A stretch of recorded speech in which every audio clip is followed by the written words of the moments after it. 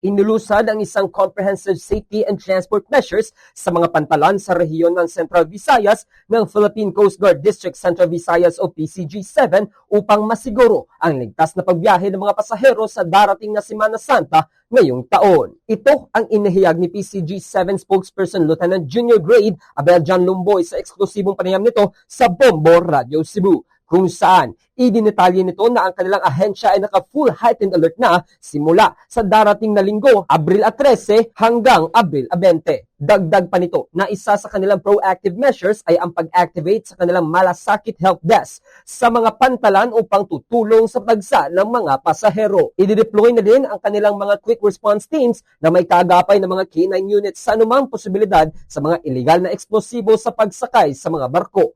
Paalala nito sa publiko na iwasang magdala ng mga pinagbabawal na mga gamit sa mga bagahe upang hindi na maabala sa inspeksyon sa mga daungan. Coast Guard District Central Visayas, ma'am, will be on heightened alert, ma'am, from 13 to 20 April, ma'am, 2025 during the Semana Santa, ma'am. As part sa several proactive measures, ma'am, are in place, ma'am, like the Malasakit Help Desk will be activated all to our sa major ports natin, ma'am. We have quick response team na on standby, ma'am. So this QRT, ma'am, is composed of medical team of Coast Guard and the Special Operation Group, ma'am. And the third one, ma'am, meron kaming random K9 inspection, ma'am, no? So for the inbound and outbound na passenger vessels na.